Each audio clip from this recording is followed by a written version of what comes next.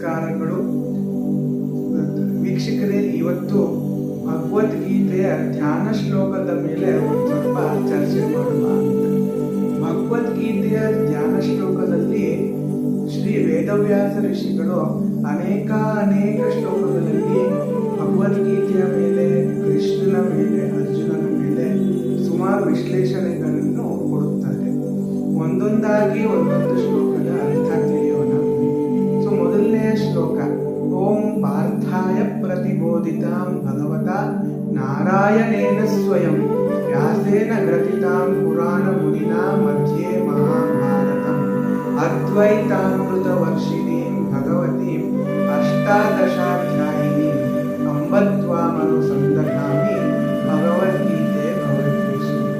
ಈ ಶ್ಲೋಕದಲ್ಲಿ ಶ್ರೀ ವೇದವ್ಯಾಸ ಋಷಿಗಳು ಅರ್ಜುನನು ಹಾಗೂ ಶ್ರೀಕೃಷ್ಣನನ್ನು ಹಾಗೂ ಭಗವದ್ಗೀತೆಯ ಮೇಲೆ ಒಂದು ಸ್ವಲ್ಪ ಬೆಳಕನ್ನು ಕೊಟ್ಟಿದ್ದಾರೆ.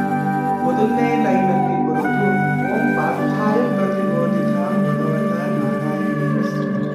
ಅರ್ಜುನನ ಇನ್ನೊಂದು ಹೆಸರು ಪಾರ್ಥ. ಅರ್ಜುನ ಯುದ್ಧ ಭೂಮಿಯಲ್ಲಿ ತನ್ನ ಪ್ರತಿದ್ವಂದಿಗಳಾದ ತನ್ನ ಸಹೋದರರನ್ನು, ತನ್ನ ಗುರುಗಳನ್ನು, ಅಜ್ಜನಾದ ಭೀಷ್ಮನನ್ನು ನೋಡಿ ಒಂದು ಸ್ವಲ್ಪ ಗಾಬರಿ ಪಡ್ಕೊಬಿಡ್ತಾನೆ. ಏನಕ್ಕೆ ಗಾಬರಿ ಪಡ್ಕೋತಾನೆ? ಅವರೆಲ್ಲ ನನ್ನ ಸಂಬಂಧಿಕರನ್ನು ಸಾಯಿಸಿ ಅವರನ್ನು ಯುದ್ಧ ಮಾಡಿ ರಾಜ್ಯ ಗೆದ್ದು ಏನ್ ಪ್ರಯೋಜನ ಬಂತು? ಆ ರಾಜ್ಯದಲ್ಲಿ ನನ್ನ ಜೊತೆ ಓಡಾಡುವುದಕ್ಕೆ ನನ್ನ ಸಂಬಂಧಿಗಳೇ ಇರುವುದಿಲ್ಲ. ಆ ನನ್ನ ಖುಷಿಯಲ್ಲಿ ಒಟ್ಟಿಗೆ ಖುಷಿ ಪಡುವ ಸಂಬಂಧಿಕರೇ ಇರುವುದಿಲ್ಲ. ಅಂಥ ರಾಜ್ಯ ಪಡ್ಕೊಂಡು ನನಗೆ ಏನ್ ಸಿಗುತ್ತೆ ಅಂತ ಅರ್ಜುನನ್ಗೆ ಕೆಲವೊಂದು ಪ್ರಶ್ನೆಗಳು ಮನಸ್ಸಲ್ಲಿ ಬರುತ್ತೆ. ಇನ್ನೊಂದು ಏನು ಅವನು ಕಾಡ್ತಾ ಇರುತ್ತಂದ್ರೆ, ಇವರೆಲ್ಲರ ಹತ್ಯೆಯ ಕಾರಣ ನಾನಾಗ್ತೀನಿ, ಆ ಪಾಪದ ಕರ್ಮ ನನಗೆ ಸುಟ್ಕೊಳ್ಳುತ್ತಲ್ಲ, ಸುತ್ತುತ್ತಲ್ಲ, ಅದು ಅವನಿಗೆ ಒಂದು ಸ್ವಲ್ಪ ಮನಸ್ಸಲ್ಲಿ ಬೇಜಾರು ಮಾಡ್ತಾ ಇರುತ್ತೆ. ಅವಾಗ ಅವನು ಏನ್ ಮಾಡ್ತಾನಂದ್ರೆ ಕೃಷ್ಣನ ಶರಣಾಗತನಾಗಿ ಕೃಷ್ಣನಲ್ಲಿ ಬೇಡಿಕೊಳ್ತಾನೆ, ಸ್ವಾಮಿ ಕೃಷ್ಣ, ನನ್ನನ್ನು ಈ ಸಂಶಯಗಳಿಂದ ಪಾರ ಮಾಡು. ಆವಾಗ ಕೃಷ್ಣ ನಮಗೆ ಭಗವದ್ಗೀತೆ ಅನ್ನೋ ಜ್ಞಾನದ ಅಮೃತವನ್ನು ನೀಡುತ್ತಾನೆ. ಅರ್ಜುನನ ಮನಸ್ಸಲ್ಲಿ ಈ ಸಂಶಯಗಳು ಹುಟ್ಟುತ್ತಿರಲಿಲ್ಲ ಅಂದ್ರೆ ನಾವೆಲ್ಲರೂ ಇವತ್ತು ಭಗವದ್ಗೀತೆ ಅನ್ನೋ ಅಮೂಲ್ಯವಾದ ಅಮೃತದಿಂದ ವಂಚಿತರಾಗುತ್ತೇವೆ. ಅರ್ಜುನನ್ಗೆ ನಾವು ಎಷ್ಟೋ ಸಲ ನಮಸ್ಕಾರ ಮಾಡಿದ್ರು ಅದು ಸಾಲದು. ಯಾಕಂದ್ರೆ ಆ ಅರ್ಜುನನ ಸಂಶಯಗಳಿಂದಲೇ ನಮಗೆ ಭಗವದ್ಗೀತೆ ಅನ್ನೋ ಅಮೂಲ್ಯವಾದ. ಸೊ ಮೊದಲನೇ ಲೈನಲ್ಲಿ ಏನ್ ಹೇಳ್ತಾರೆ ವೇದವ್ಯಾಸರು? ಪಾರ್ಥಾಯ ಪ್ರತಿಬೋಧಿತಾಂ ಭಗವತಾ ನಾರಾಯಣೇನ ಸ್ವಯಂ. ಅರ್ಜುನನಿಗೆ ಕೃಷ್ಣನು ಬೋಧನೆ ಮಾಡುತ್ತಿದೆ ಭಗವದ್ಗೀತೆ. ಭಗವತಾ ನಾರಾಯಣೇನ ಸ್ವಯಂ ಅಂದರೆ ಕೃಷ್ಣ ಇನ್ಯಾರು ಅಲ್ಲ, ಸಾಕ್ಷಾತ್ ಭಗವಾನ್ ಶ್ರೀ ನಾರಾಯಣನೇ ಅವತಾರ ತಗೊಂಡಿದ್ದಾನೆ. ಕೃಷ್ಣ ರೂಪದಲ್ಲಿ ಬಂದು ಎಲ್ಲರಿಗೂ ಅರ್ಜುನ ಸಮೇತ ಇಡೀ ಮಾನವ ಜಗತ್ತಿಗೆ ಕೊಟ್ಟಿದ ಅಮೂಲ್ಯವಾದ ವಸ್ತು. ಮುಂದೆ ಎರಡನೇ ಲೈನಲ್ಲಿ ಏನು ವ್ಯಾಸೇನ ಗ್ರಥಿತಾಂ ಪುರಾಣ ಮುನಿನಾ ಮಧ್ಯೆ ಮಹಾಭಾರತದ ರಚಯಿತರು ಶ್ರೀ ವೇದವ್ಯಾಸರು ರಚಿಸಿದ ಗ್ರಂಥ ಮಹಾಭಾರತದ ಯುದ್ಧ ಪರ್ವದಲ್ಲಿ 18 ಅಧ್ಯಾಯದ ಒಂದು ಸಂಕ್ಷಿಪ್ತ ವಿವರಣೆ ಹೇಳಕ್ಕಾಗಲ್ಲ, ವಿಸ್ತಾರವಾದ ವಿವರಣೆಯೇ ಭಗವದ್ಗೀತೆ. ಯುದ್ಧ ಶುರುವಾಗುವ ಮುಂಚೆ ಅರ್ಜುನನ ಮನಸ್ಸಲ್ಲಿ ಬಂದಿರುವ ಸಂಶಯಗಳನ್ನು ಒಂದೊಂದಾಗಿ ವಿಸ್ತಾರವಾಗಿ ಆ ಸಂಶಯಗಳನ್ನ ಸಮಾಧಾನ ಮಾಡ್ತಾನೆ ಶ್ರೀಕೃಷ್ಣ. ಅದೇ ಭಗವದ್ಗೀತೆ. ಸೊ ಯುದ್ಧ ಪರ್ವದ ಮಧ್ಯದಲ್ಲಿ ಬರುವುದೇ ಭಗವದ್ಗೀತೆ 18 ಅಧ್ಯಾಯಗಳು. ಸೊ ನಮ್ಮೆಲ್ಲರಿಗೂ ಇದ್ದಿದ್ದು ಒಂದು ಕನ್ಫ್ಯೂಷನ್ ಏನಂದ್ರೆ ಮಹಾಭಾರತ ಏನಿದು, ಭಗವದ್ಗೀತೆ ಅಲ್ಲದೆ ಮಹಾಭಾರತದ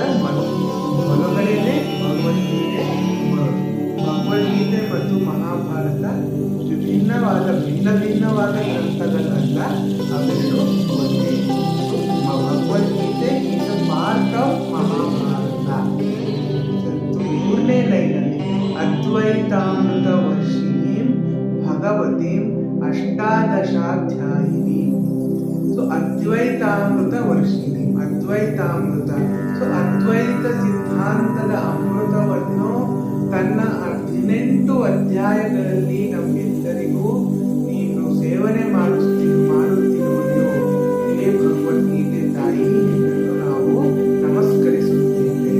ಅದ್ವೈತ ಸಿದ್ಧಾಂತ ಏನು?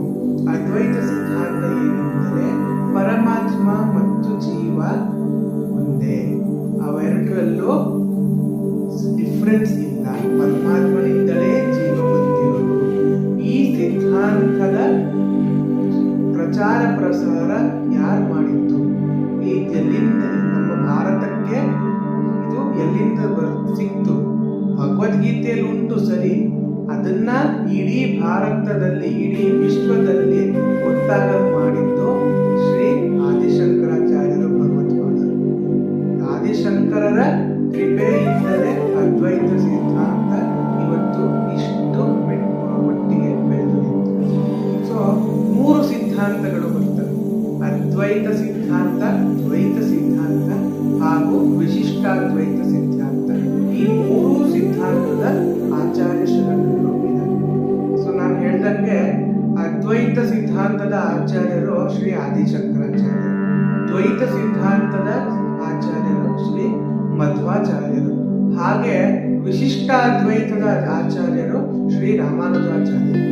ಈ 3 ಸಿದ್ಧಾಂತದ ಆಚಾರ್ಯಗಳು ಹಾಗೂ ಆ ಸಿದ್ಧಾಂತದ ಮತಗಳು ತನ್ನ ಸ್ಥಾನದಲ್ಲಿ ಶ್ರೇಷ್ಠ ಹಾಗೂ ಸಮಾನ.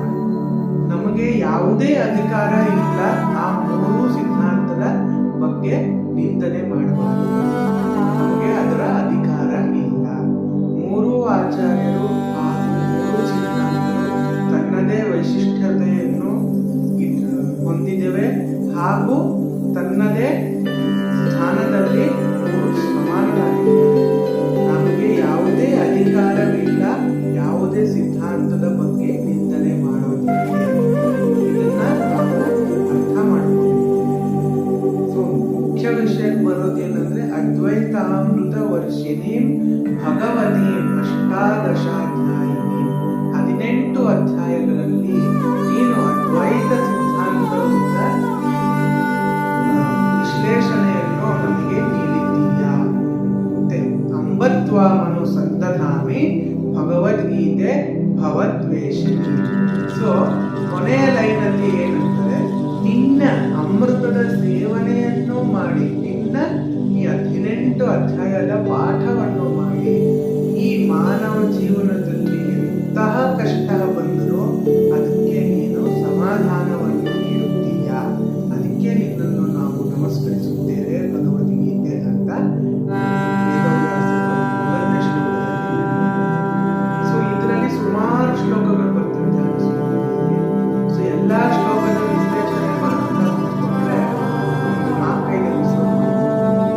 ಅದಕ್ಕೆ ನಾವು ಸಂಕ್ಷಿಪ್ತವಾಗಿ ಮುಖ್ಯ ಶ್ಲೋಕಗಳನ್ನು ತಗೊಂಡು ಇವತ್ತು ನಿಮಗೆ ಚರ್ಚೆ ಮಾಡ್ತೀವಿ.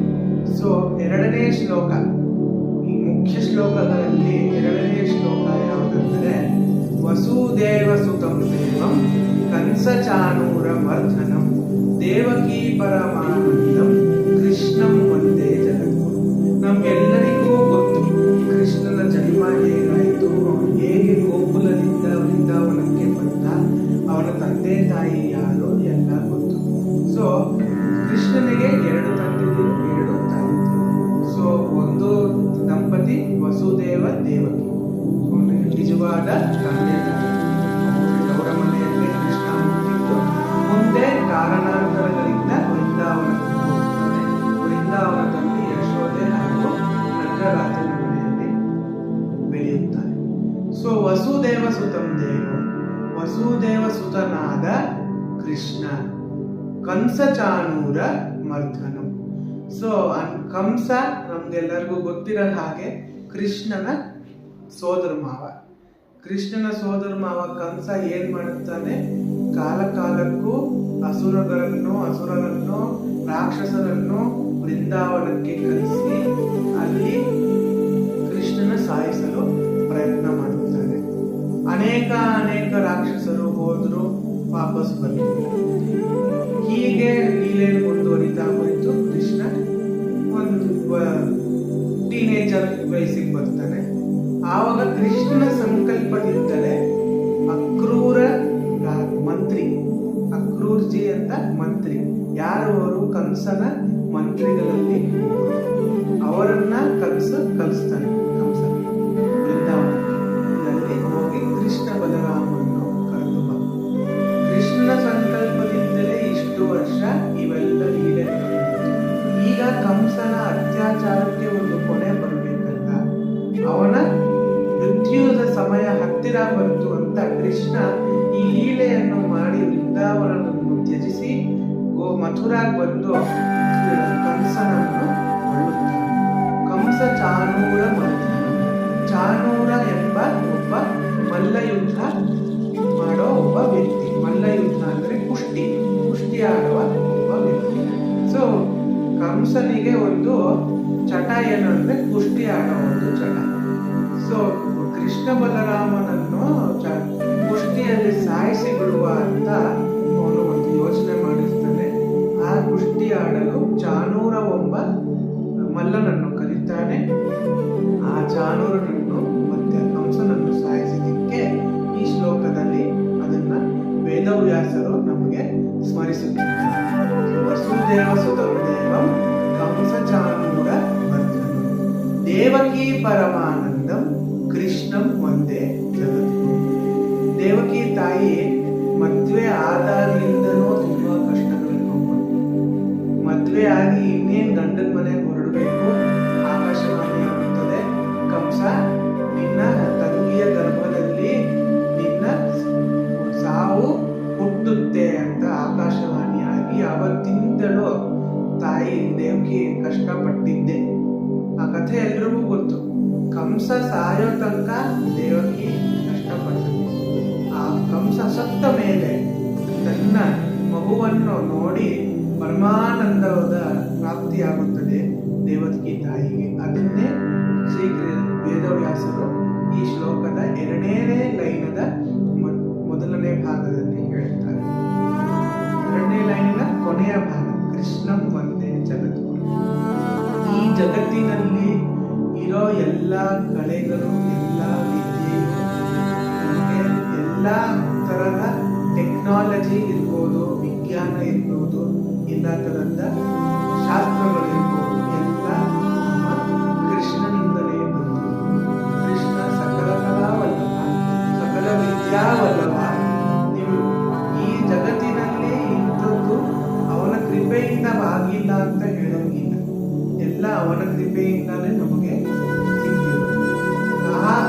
ಆ ಕಾಂಟೆಕ್ಸ್ಟ್ ಅಲ್ಲಿ ಕೃಷ್ಣಂ ಒಂದೇ ಜಗದ್ಗುರು. ಈ ಜಗತ್ತಿನ ಎಲ್ಲಾ ವಿದ್ಯೆಗಳಿಗೂ ಮೂಲ ಶ್ರೀಕೃಷ್ಣ. ಸೊ ಆ ಮೂಲದಿಂದ ನಾವು ನಿನ್ನನ್ನು ಸ್ಮರಿಸುತ್ತೇವೆ, ನಿನ್ನನ್ನು ಭಜಿಸುತ್ತೇವೆ ಅಂತ ವೇದವ್ಯಾಸರು ಆ ಶ್ಲೋಕವನ್ನು ಮುಂದೆ ಅನೇಕ ಶ್ಲೋಕಗಳು ಬರ್ತವೆ. ಇನ್ನೊಂದು ಮುಖ್ಯವಾದ ಶ್ಲೋಕ ಯಾವುದಂದರೆ ಮೂಕಂ ಕರೋತಿ ವಾಚಾಲಂ ಪಂಗುಂ ಲಂಘಯತೆ ಗಿರಿಂ ಯತ್ ಕೃಪಾತಮಂ ವಂದೇ ಪರಮಾನಂದ ಮಾಧವಂ. ಈ ಶ್ಲೋಕದಲ್ಲಿ ವೇದವ್ಯಾಸರು ಏನ್ ಹೇಳ್ತಾರೆ ಅಂದ್ರೆ ಮೂಕಂ ಕರೋತಿ ವಾಚಾಲಂ ಪಂಗುಂ ಲಂಘಯತೆ ಗಿರಿಂ ಯತ್ ಕೃಪಾತಮಂ ವಂದೇ ಪರಮಾನಂದ ಮಾಧವಂ. ಮೂಕಂ ಕರೋತಿ ವಾಚಾಲಂ ಅಂದ್ರೆ ಒಬ್ಬ ಮೂಕ ಪ್ರಾಣಿ, ಮೂಕನ ಮನುಷ್ಯ, ಅವನು ಮಾತಾಡೋದಕ್ಕೆ ಸಾಧ್ಯ ಇಲ್ಲ. ಜನ್ಮದಿಂದಲೇ ಅವನು ಮಾತಾಡಬೇಕು ಅಂದ್ರೆ any technology, go to any doctors, any science, if the person is dumb from birth, ಅವನು ಮಾತಾಡೋದು ಕಷ್ಟ ಅಲ್ವಾ? ಆದರೆ ಕೃಷ್ಣ ನಿನ್ನ ಕೃಪೆ ಇದ್ದರೆ ಆ ಮೂಕನೂ ಮಾತಾಡ್ತಾನೆ. ಮುಂದೆ ಮೊದಲನೇ ಲೈನದ 2ನೇ ಭಾಗದಲ್ಲಿ ಪಂಗುಂ ಲಂಘಯತೆ, ಒಬ್ಬ ಮನುಷ್ಯ ಹುಟ್ಟಿನಿಂದಲೇ ಅವನಿಗೆ ಕಾಲಿಲ್ಲ, ಅವನಿಗೆ ನಡೆಯುತ್ತಲ್ಲ. ಕಾಲಿದ್ದರೆ ಅವನು ಹೇಗೆ ನಡೀತಾನೆ? ನೀವು ನಾನು ಹೇಳೋ ರೀತಿ ನೀವು ಯಾವುದೇ ಡಾಕ್ಟರ್ನ ಹೋಗಿ ಯಾವುದೇ ಟ್ರೀಟ್ಮೆಂಟ್ ಕೊಡಿಸಿ ಆ ಕಾಲಕ್ಕೆ ಸ್ವಾಧೀನ ಇಲ್ಲ ಅಂದರೆ ಅವನೇನು ಮಾಡೋಕ್ಕಾಗಲ್ಲ. ನೀವು ಎಂಥ ಡಾಕ್ಟರ್ ಹತ್ರ ಹೋದ್ರು, ಎಂಥ ಟೆಕ್ನಾಲಜಿ ಉಪಯೋಗಿಸಿದ್ರು, ದೇವರು ಅವನು ಹಣೆ ಬರ್ದ್ಬಿಟ್ಟಿದ್ದಾನೆ, ಕಾಲಿಲ್ಲ ಈ ಜನ್ಮದಲ್ಲಿ, ಈ ಕಾಲಿಲ್ಲದೆ ಇರೋ ಥರನೇ ಇರಬೇಕು ಅಂತ ಬರೆದ್ಬಿಟ್ರೆ ಅದು ಏನೇ ಮಾಡಿದ್ರು ಸರಿ ಹೋಗೋದಿಲ್ಲ. ಅಂತಹ ವ್ಯಕ್ತಿನೂ ಹಿಮಾಲಯ ಪರ್ವತದ ಅಂತ ಮಹಾಪರ್ವತವನ್ನು ಆಗಬಹುದು. ಅದು ಹೇಗೆ ಸಾಧ್ಯ ಅಂದರೆ ಕೃಷ್ಣ ನಿನ್ನ ಕೃಪೆಯಿಂದ ಮಾತ್ರ. ನಿನ್ನ ಸಂಕಲ್ಪದಿಂದ ಒಬ್ಬ ಮೂಕನು ಮಾತಾಡುತ್ತಾನೆ, ಒಬ್ಬ ಕಾಲಿಲ್ಲದಿರುವನು ಪರ್ವತನು ಹತ್ತುತ್ತಾನೆ. ಅದು ಕೇವಲ ನಿಮ್ಮ ಸಂಕಲ್ಪದಿಂದ ಮಾತ್ರ ಸಾಧ್ಯ ಅಂತ ವೇದವ್ಯಾಸರು ಕೃಷ್ಣನ ಕೃಪೆಯ ವರ್ಣನೆಯನ್ನು ಮಾಡುತ್ತಾರೆ. ಈ ಜಗತ್ತಿನಲ್ಲಿ ನಡೆಯೋದೆಲ್ಲವೂ ಕೃಷ್ಣನ ಕೃಪೆಯಿಂದ ಮಾತ್ರ. ಅವನ ಕೃಪೆ ಇಲ್ಲ ಅಂದರೆ ಈ ಜಗತ್ತಲ್ಲಿ ಏನು ನಡೆಯಲ್ಲ. ನಿಮ್ಮ ಹಣೆ ಬರಹದಲ್ಲಿ ಏನಿದೆಯೋ ಅದು ಹಂಗೇ ನಡೆಯುತ್ತೆ. ಅವಾಗವಾಗ ಏನಾದ್ರೂ ಪವಾಡಗಳು ಮಾಡಿ ತನ್ನ ಮೇಲೆ ನಮಗೆ ನಂಬಿಕೆ ಬರೆಸ್ತಾನೆ ಕೃಷ್ಣ. ಇದೇ ಈ ಶ್ಲೋಕದ ಅರ್ಥ. ವೀಕ್ಷಕರೇ, ಧ್ಯಾನ ಶ್ಲೋಕದ ಮುಖ್ಯ 3 ಶ್ಲೋಕಗಳನ್ನು ಇವತ್ತು ಚರ್ಚಿಸಿದ್ದೇವೆ. ಏನಾದರೂ ತಪ್ಪಾಗಿದ್ರೆ ನಿಮ್ಮ ಮಗನೆಂದು ತಿಳಿದುಕೊಂಡು ನನಗೆ ಕ್ಷಮಿಸಿ. ಹಾಗೂ ಈ ವಿಡಿಯೋಗಳು ನಿಮಗೆ ಇಷ್ಟವಾಗ್ತಿದೆ ಅಂದರೆ ಈ ಚಾನಲ್ ಅನ್ನು ಸಬ್ಸ್ಕ್ರೈಬ್ ಮಾಡಿ, ಈ ವಿಡಿಯೋಗಳನ್ನು ಲೈಕ್ ಮಾಡಿ, ಶೇರ್ ಮಾಡಿ. ಹಾಗೆ ನಮಗೆ ಪ್ರೋತ್ಸಾಹಿಸಿ ಈ ನಮ್ಮ ಸನಾತನ ಧರ್ಮದ ಬಗ್ಗೆ, ಹಾಗೆ ನಮ್ಮ ಸಂಪ್ರದಾಯದ ಬಗ್ಗೆ, ನಮ್ಮ ಶಾಸ್ತ್ರಗಳ ಬಗ್ಗೆ, ನಮ್ಮ ಹಬ್ಬಗಳ ಬಗ್ಗೆ ನಿಮಗೆಷ್ಟು ಮಾಹಿತಿ